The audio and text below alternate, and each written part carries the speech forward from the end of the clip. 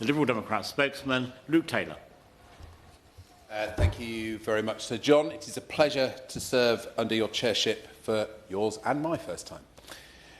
I'd like to also thank the Honourable Member for West Bromwich for securing this important debate and for her very passionate speech.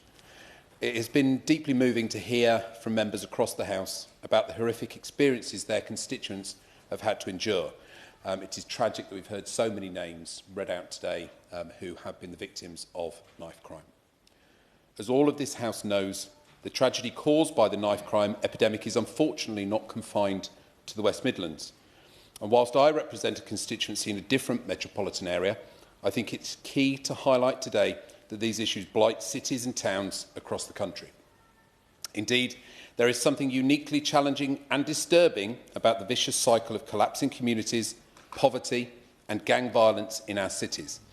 And that should unite us across this House in a newfound resolve to tackle the issue head-on.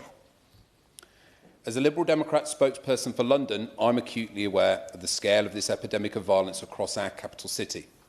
Just 2 weeks ago, 14-year-old Kalyan Bakasa was murdered on the 472 bus in Woolwich. And in my own community, in December 2023, we were devastated by the senseless loss of 17-year-old Ilya Habibi, who was tragically murdered outside of Sutton Station. Ilya was a young man with his entire future ahead of him. He had aspirations, potential and opportunities that a blade cruelly stole from him that cold winter's day. My heartfelt thoughts are with his family and friends as they continue to cope with such a heartbreaking loss, particularly painful that the alleged killer remains free overseas. Knife crime in our capital has risen year on year, with over 14,588 offences recorded in 2023 alone. We have all seen tragic stories of teenagers stabbed to death on buses, in their local high streets and outside their schools. No young person in this country should have to live in fear of such violent crimes when they leave their homes. Parents should not have to worry each day about sending their children into the world, dreading the threat that they may fall victim to a senseless stabbing that would tragically cut short their burgeoning lives. This crisis was not addressed properly by the previous government, nor the current or past London Mayor, and urgently requires addressing today. It is encouraging to see the government taking new steps to clamp down on the sale of ninja and samurai swords and giving police greater powers to seize and destroy weapons. But there is so much more to do.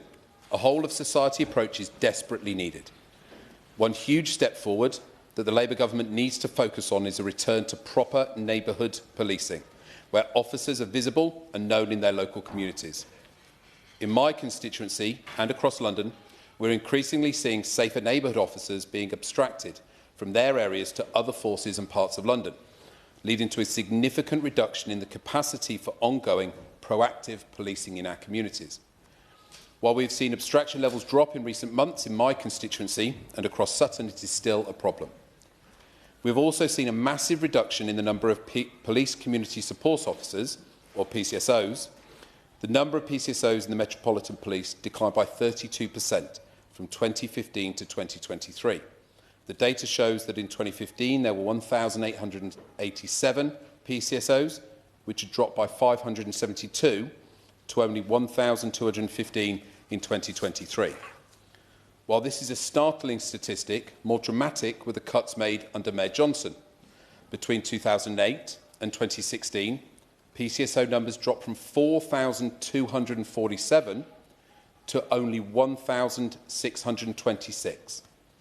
Under the last Conservative Mayor, PCSO levels were cut to 38% of the level when he took office. That means less than 2 in 5 PCSOs remained after his 8 years running this capital. The failure to protect proper community policing under both Labour and Conservative administrations in London is deeply concerning, as it undermines the important role that visible policing plays in creating a sense of security and, of course, deterrence. Research consistently shows that having officers on the beat serves a powerful deterrent to violent crime, including stabbings, with criminal activity dropping significantly in areas where police are actively engaged and present. The surge in violent crime only highlights the dangers of reduced police presence in our neighbourhoods. It is extremely concerning to think that Ilya's tragic murder occurred just minutes from a police station, outside a busy train station and a packed bus stop, an area where policing should have been as visible and as proactive as possible. This tragic incident, among many others, should be a wake-up call to the government to get the Metropolitan Police to take seriously the scale of the problem of repeated abstractions and underscore the importance of maintaining dedicated officers in our communities. We need to ensure that all areas are adequately staffed with officers who can prevent crime before it happens and respond quickly when needed. Only then will we see a reduction in knife crime. And on the community side, we mustn't forget that the previous Conservative government made the problem worse by savagely cutting youth services. Often these services are the front line in the war for young people's hearts and minds, standing as a buffer between a life of violence and a life of opportunity. Too often these services are derided as a waste of money or belittled as merely another community project. This is utterly misguided. Youth services should be recognised as offering a vital public service, that of early intervention, as members around the House in this debate have already made clear. And when they're well funded, these services are able to offer a vital role alongside police, schools and other third sector organisations in developing what we really need, a public health approach to knife crime. That approach, which the Liberal Democrats in London and indeed across the country have long called for, is the right one. It mirrors the approach Glasgow took and which has been shown to yield results. And let us be clear, results in this area measured in something more important than profit or efficiency, results in this area mean lives saved, lives nourished and lives reinvigorated. So a society that stands by and watches youth services wither away is not a society truly committed to delivering for young people and preventing knife crime. Let's move forward with the renewed conviction that the measure of a civilised society is how it treats its most vulnerable, which in this case absolutely must also be remembered in the context of young people. Thank you.